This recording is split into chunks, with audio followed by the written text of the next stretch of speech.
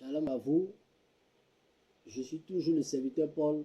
Je vais vous annoncer l'oracle de Dieu. Ici, le thème qui nous réunit, le réveil des nations. Le réveil des nations. Et tiré ici dans Actes des Apôtres, Acte 3, de 1 à 9. Je vous fais rapidement le résumé. Ici, on parle d'un boiteux. Ses parents le prennent, on le dépose devant le temple. Il ne rentre pas, hein. On le met à côté devant le temple et il se retourne. C'est devenu quoi? Un quotidien. Mais voilà un jour, deux serviteurs de Dieu qui passent. Et le boiteux demande de l'argent. Et ces deux serviteurs disent, on n'a pas l'argent. Ces deux serviteurs sont Jean et Pierre, qui lui disent, on n'a pas l'argent, on n'a pas or, on n'a rien à te donner. Mais ce qu'on va te donner, c'est la guérison. Lève-toi et marche au nom de Jésus. Et ce malade, ce boiteux, s'est levé et il a commencé à marcher. Je suis l'Éternel. Mes enfants, je sais, et que vous êtes découragés. Vous ne voulez plus rentrer à l'église. Vous êtes comme ce boiteux. Ses parents le soulèvent, disent de le faire rentrer dans l'église. On ne le fait pas rentrer, hein, on le dépose. Pourquoi? Et parce que dans l'église, il n'y a pas un bon prophète pour pouvoir guérir ce monsieur. Et c'est pour cela que ses parents le déposent. En disant que un jour, il y aura un bon prophète qui va rentrer dans l'église et qui va nous apporter la guérison. Mon frère, pour l'instant, on ne sait pas si c'est vrai, on ne sait pas si c'est faux. Il faut t'asseoir là et quand il y aura un bon, on va te soulever, on va te faire entrer. Et c'est comme cela que mes enfants souffrent. On ne va plus à l'église. On préfère rester à la maison. Le jour, quand on va avoir un vrai prophète de nos yeux, on va commencer à partir à l'église, on va commencer à rentrer dans le temple. Je suis l'Éternel. Mes enfants, ne vous inquiétez pas. Je vais susciter des vagues de prophètes qui seront vrais dans cette nation, jusqu'à partout dans le monde. Je suis l'Éternel. Je vais faire quoi? Chasser ces faux prophètes qui sont, comment on appelle ça, dans l'église. Je vais les chasser. Je vais les bannir. Je vais faire sortir ces vrais pasteurs, ces vrais prophètes qui vont parler de ma part. Le peuple a remarqué que les prophètes, le peuple a remarqué que les prophètes escroquent mon peuple. Dit de passer à régler la situation de mon peuple, ils préfèrent nourrir le vent. Mon Dieu, je vais les balayer.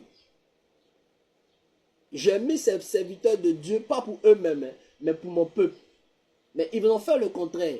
Ils ont préféré nourrir les ventres. Ils ont préféré acheter des bijoux. Oh, que mon peuple souffre. Ils ont préféré vivre dans l'abondance. Oh, que mon peuple n'arrive même pas à manger. Je suis l'Éternel. Tout cela, je vais bannir cela. Il y aura une vague de prophètes qui vont sortir dans cette nation. Ils ont commencé un peu sur les réseaux sociaux. Faites beaucoup attention. Les mystiques aussi ont commencé à suivre cette tendance. Mais mon Dieu, je vais faire la part des choses. Chasser ce qui est faux et installer ce qui est vrai. Ces vrais prophètes qui vont sortir, ils vont annoncer le vrai évangile. De quoi? De la repentance. Le vrai évangile ici, c'est parler de repentance, pas parler de miracle. Les miracles viennent d'abord. Et quand tu fais la repentance, c'est là que le miracle arrive. Ces vrais prophètes vont parler de repentance, de repentance, de repentance, parce que le diable n'aime pas la repentance. Je suis l'Éternel.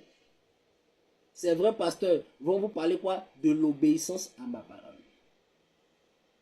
Et tellement ils vont marquer leur génération, il y aura des miracles, il y aura des prodiges, comme je l'ai fait dans l'Ancien Testament. Les gars disent, mais est-ce qu'on peut avoir des prophètes qui ont existé dans l'Ancien Testament aujourd'hui? Je vous dis oui, mes enfants. Ils sont là, je vais les faire sortir.